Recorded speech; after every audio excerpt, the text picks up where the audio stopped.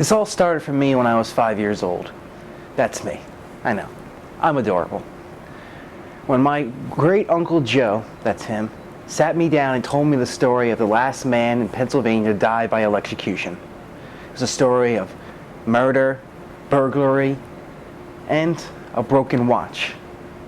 In the 17 years that have followed, I've been on a search to find out as much information about the subject as possible. This is what I knew at the beginning. Fact number 1.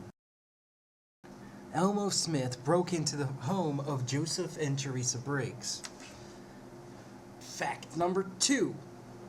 Elmo Smith stole the Briggs' car and Teresa Briggs' watch. Fact number 3. Elmo Smith killed a young woman.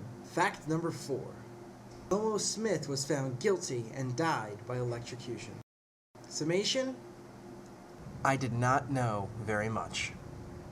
The following documentary is a result of that search, as I tried to piece together a murder that occurred 50 years ago, in a place that has completely changed, in a world that no longer blinks at the thought of violence.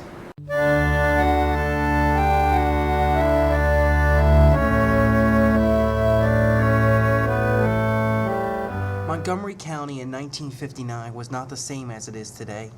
At this time, the idea of a crime as gruesome as rape and murder only happened in other places. The following events not only affected those involved, it directly affected the way crime is viewed in the entire of Montgomery County for the future. December 12, 1959. On that date, we were going to an affair up at the Knights of Columbus, which was two houses up from where we lived. My brother John came with us, came to pick us up. We went up, met his wife, and it was everyone else. It was at the Christmas party. And shortly after we got there, my neighbor that lived on the second floor, Mr. Lawback, came up and said that to the Knights of Columbus, said our apartment was on fire. So everyone that was there, of course, went down to see what was going on. The fire trucks were out front, and the firemen were in the house fighting the fire. And after they left, we went in to see what had happened, and there were several fires set in our apartment, which consisted of Christmas gifts and various things like that. After the fire truck left, my husband went to one of the firemen that was still there and asked where they had moved our car, which was parked in front of where we were living, and they said that they did not move it, that when they arrived that space was empty. A portable radio was missing, my watch was missing. Father gave it to me for my high school graduation, which was 2 years before this happened, and I was not wearing the watch because it was broken. So that was at the house. December 18th, 1959. Joyce Davis is attacked by an assailant. It was first reported that she was attacked by a teenager. December 27th, 1959. 3 12-year-old girls in Phoenixville, Pennsylvania are attacked. After they escape, they see their assailant enter a Chevrolet Bel Air that is white and brown. December 28th, 1959.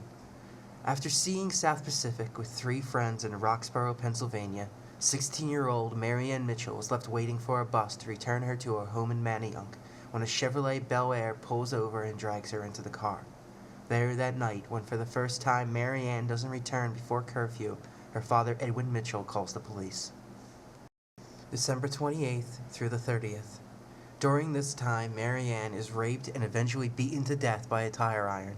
During the 28 hours that occur between when she is last seen and when her body is found, her killer scrawled TB and 101 in lipstick on her abdomen, along with some wavy lines. What this message means is never discovered.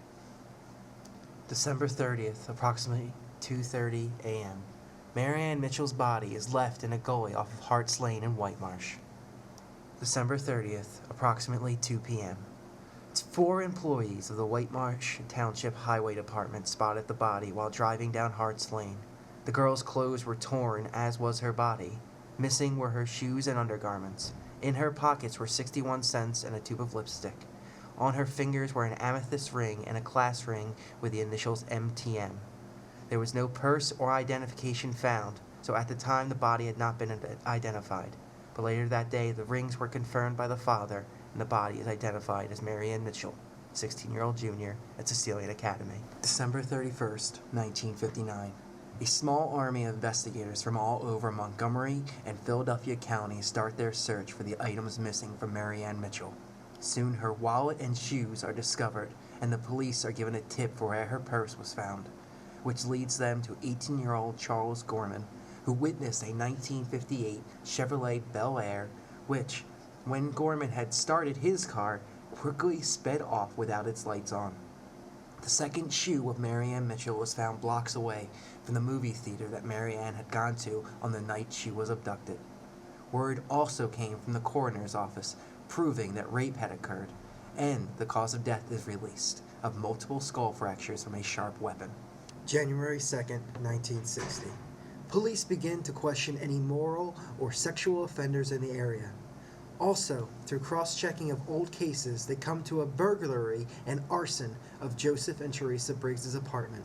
Among items taken is a two-tone 1958 Chevrolet Bel Air. January 4th, 1960. The funeral of Maryann Mitchell occurs at St. Joseph's Church in Philadelphia County. At the police station, the detectives turn their attention to the next moral offender on their list to question an ex-con by the name of Elmo Smith. He had just been released from 10 years in prison for charges of burglary and aggravated assault of 5 women. They took Smith in for questioning, holding him on a 48-hour charge. Upon search of the suspect was found scratches that could have been made by fingernails. When asking for his whereabouts on the night in question, Smith had told the police he had gone to the movies. When checking the alibi, Smith recanted the story and told another that he had done chores for his mother. Meanwhile, the police had begun searching Smith's apartment, finding a pair of blood-stained shoes, socks, and trousers. And then, the biggest clue in the case was revealed by the throwing of a rock.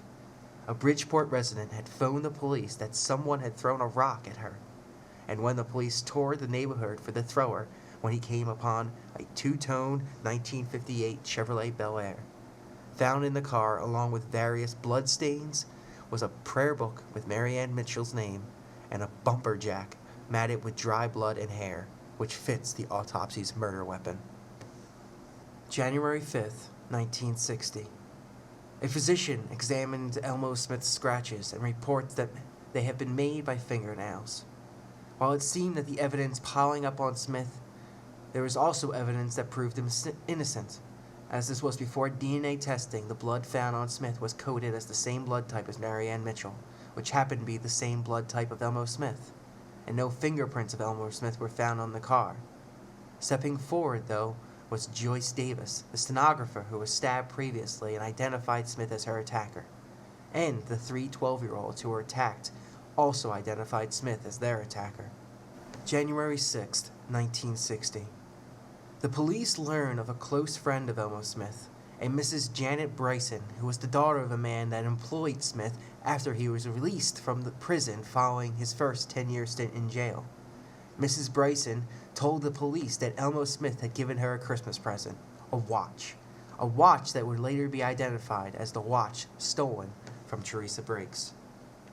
The watch that was stolen from me was given to his girlfriend for a Christmas present, and that was one of the connections. And then when they found the car, they knew. Final summation of evidence. Elmo Smith gives a watch to Janet Bryson that is proven to be stolen from Tess Briggs on December 12th, the same night that the Briggs' car is stolen. Later, Smith is brought in with bloody clothes found at his house and find the car that has the prayer book of Maryann Mitchell along with the murder weapon. January 8th, 1960. Elmo Smith confesses and pleads guilty at a hearing. He would later recant his confession, and the case was sent to Gettysburg due to extreme prejudice against Smith in Montgomery County. In Gettysburg, Smith was found guilty and sentenced to death by electrocution. He would die on April 2nd, 1962, the last man in Pennsylvania to be put to death by the electric chair. After this case, Montgomery County was changed. No longer were they impervious to the ever-violent world around them. Elmo Smith did more to the county than kill a perfectly innocent girl. In a world that no longer blinks at violence, he made this town blink for the first time.